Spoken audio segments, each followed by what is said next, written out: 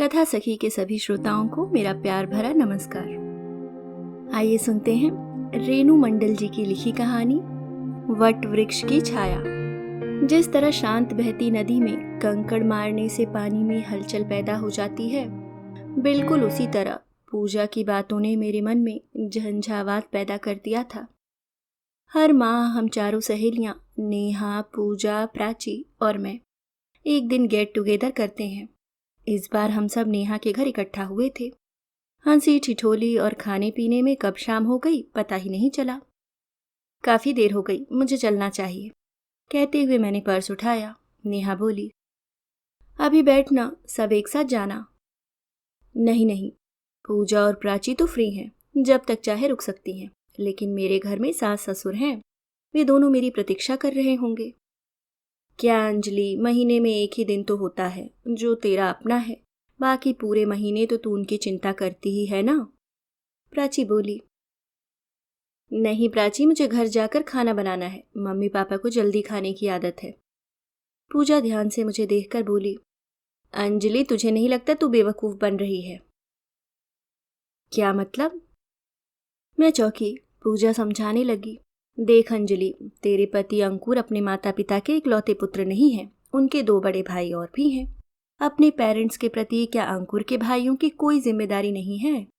वे दोनों कभी उन्हें अपने पास क्यों नहीं बुलाते? यह कहाँ का न्याय है कि सारा बोझ छोटे बेटे के सिर पर डाल दिया जाए? तेरी दोनों जेठानियां मौज करें और तू अकेली सास ससुर के प्रति कर्तव्यों का निर्वाह करे। क्या तेरे सास ससुर ने कोई कुबेर का खजाना तेरे नाम कर दिया है, जो उन्हें रखने का दायित्व तो अब तेरा ही है?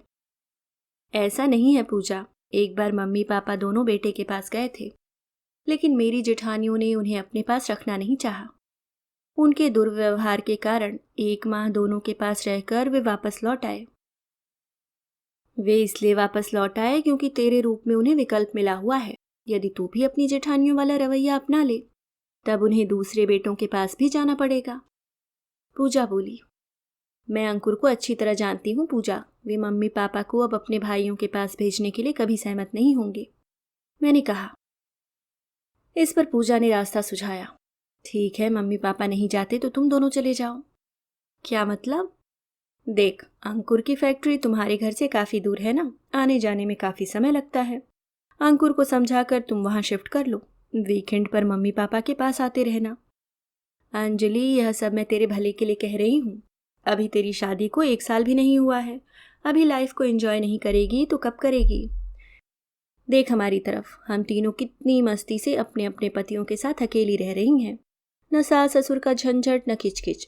अकेले रहने से पति भी मुट्ठी में रहते हैं, अन्यथा संयुक्त परिवार में तो पति बेचारे माता पिता और पत्नी के बीच पेंडुलम बने डोलते रहते हैं। पूजा की बात पर सब मुस्कुरा दिए। वह उत्साहित हो आगे बोली, याद रख, कर्तव्यों की अग्नि में स्वयं को होम करके कुछ हासिल नहीं होगा, सिवाय कुंठा और निराशा के। अभी तेरे सास ससुर की सेहत ठीक है, कल को बीमार हो गए तब क्या होगा, कभी सोचा है तूने? इसलिए कह रही हूँ, जितनी जल्दी हो सके इस जंजाल से निकल। पूजा की बातें मेरे शांत दिलो दिमाग में हलचल पैदा कर रही थी। अनमनी सी मैं घर लौटी तो पापा ने मुस्कुराकर पूछा, आ गई, आज का प्रोग्राम कैसा रहा? अच्छा रहा। हमेशा की तरह मैं उन दोनों के पास बैठी नहीं और अंदर जाने लगी तो वे बोले, क्या बात है अंजलि, तुम्हारा चेहरा क्यों उतरा हुआ है? कुछ नहीं पापा, सिर में हल्का सा दर्द है। सिर में दर्द है तो अपने कमरे में जाकर लेट, मैं अभी बाम लगाए देती हूँ। मम्मी बोली, बाम भी लगा दो और अंजलि को 1 कप गर्म चाय भी दे दो। कोई और वक्त होता तो मेरा मन उनके स्नेह से भीग उठता, लेकिन उस दिन बात कुछ और थी। पूजा की बातें दिलो दिमाग पर छाई हुई थी। मैं चुपचाप अपने कमरे में जाकर लेट गई। थोड़ी देर बाद देखा मम्मी किचन में खाना बना रही थी, पर मैं अनदेखा कर गई। रात में अंकुर ने स्नेह से माथे पर हाथ रख पूछा, बहुत दर्द है क्या, सिर दबा दूं? मैंने उनका हाथ हटा दिया। अंकुर ने छेड़छाड़ करते हुए मुझे अपनी बाहों में समेटना चाहा तो मैं छिटक कर परे सरक गई। वह असमंजस भाव से मुझे देखते रहे, फिर करवट बदलकर सो गए, किंतु मेरी आंखों में नींद नहीं थी। मुझे कुछ भी अच्छा नहीं लग रहा था, अंकुर का स्पर्श भी नहीं। मन बहुत उचाट हो रहा था। क्या मिला मुझे अंकुर से विवाह करके? सिर्फ कर्तव्य और जिम्मेदारियां। शादी से पहले क्या क्या ख्वाब देखे थे मैंने, पर कोई पूरा नहीं हुआ। मेरे बाबूजी ने मेरे लिए अंकुर का रिश्ता ढूंढा था, अन्यथा मैं तो राहुल से विवाह करना चाहती थी। राहुल का विजातीय होना बाबूजी को रास नहीं आया। ऐसे रिश्ते समस्याओं को जन्म देते हैं, उनका तर्क था। काश बाबूजी मान जाते तो आज मैं राहुल के साथ लंदन में एंजॉय कर रही होती। राहुल के साथ बिताए पल जीवंत होकर मुझे अतीत में ले जाते। इससे पहले ही मुझे मेरी अंतरात्मा ने रोक लिया। छी, यह क्या हो रहा है मुझे? क्यों ऐसी निरर्थक बातें मेरे दिमाग में आ रही हैं और मैं राहुल के बारे में सोच रही हूँ? क्या मैं इतनी ही कमज़ोर हूँ?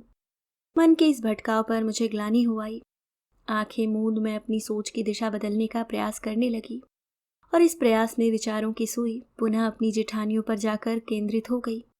कितना ऐश कर रही हैं दोनों, न किसी की रोक टोक न जवाबदेही। शादी से पहले सोचा था चलो 3 भाई हैं, माता पिता का दायित्व तो तीनों पर रहेगा। थोड़े थोड़े दिन वे अपने हर बेटे के पास रहेंगे, लेकिन मेरी दोनों जेठानियों ने बड़ी चतुराई से दायित्वों को निभाने की जिम्मेदारी मुझ पर डाल दी। अंकुर ने भी कह दिया कि अब मम्मी पापा मेरे पास ही रहेंगे, अपनी बेइज्जती करवाने कहीं नहीं जाएंगे। क्यों होता है हमेशा मेरे साथ ही ऐसा? मैं ही हमेशा लूज़र क्यों रहती हूँ? पढ़ाई में मैं बहुत होशियार थी, डॉक्टर बनना चाहती थी, पर जिस दिन मेडिकल का एंट्रेंस टेस्ट था उससे एक दिन पहले रात में बाबूजी को हार्ट अटैक आ गया, जिससे मैं एग्ज़ाम नहीं दे पाई। डॉक्टर बनने का सपना सपना ही रह गया। एमएससी के बाद अंकुर से शादी के ठीक 1 सप्ताह पहले बाबूजी का स्वर्गवास हो गया।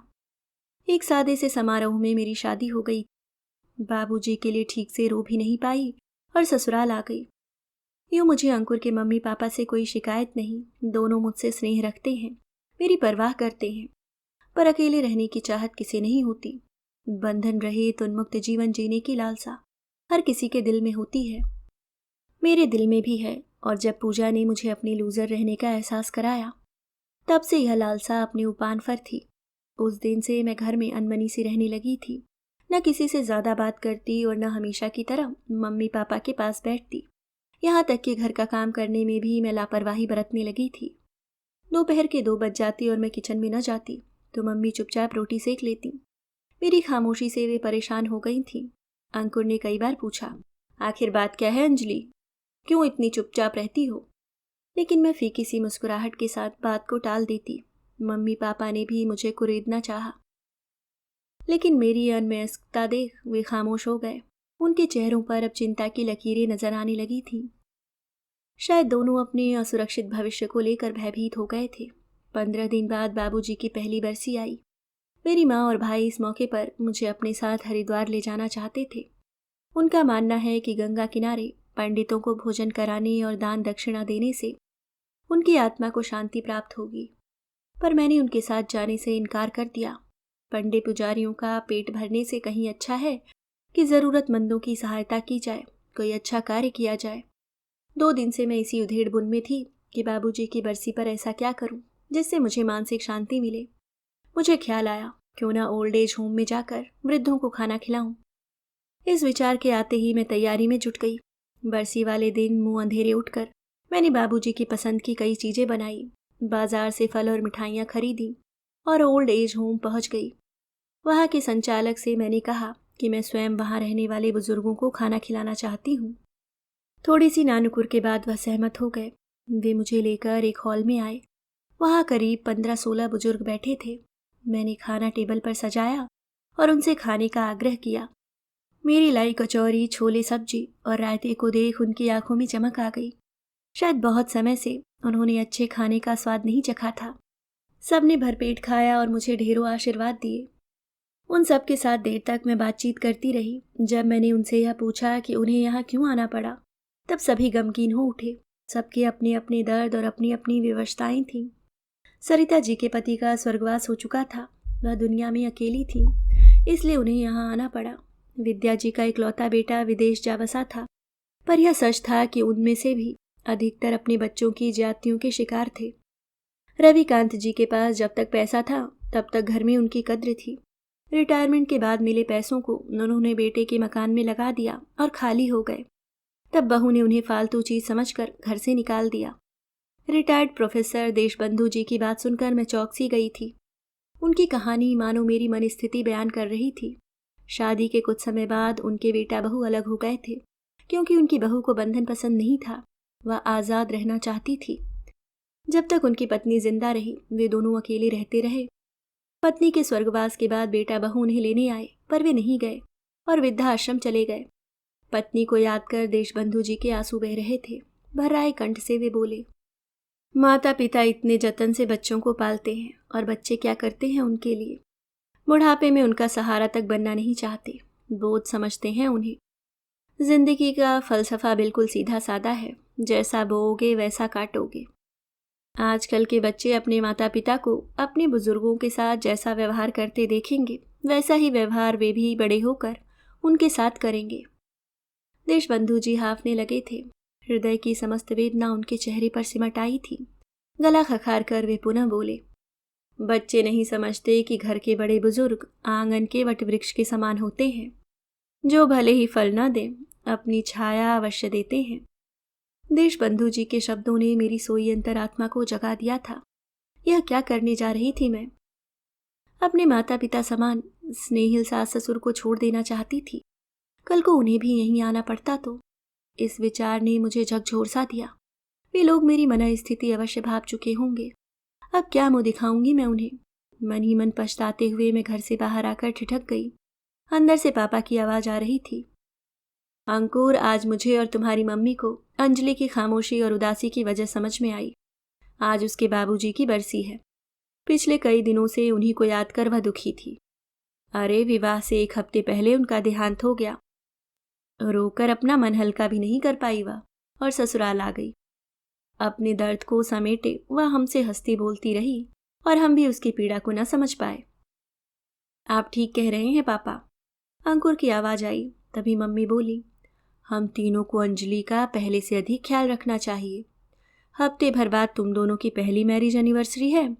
हम चाहते हैं तुम अंजलि को बैंकॉक घुमाने ले जाओ। ठीक है पापा। और सुनो, यह हमारी तरफ से तुम दोनों को शादी की सालगिरह का तोहफा है। इससे अधिक मुझसे सुना नहीं गया।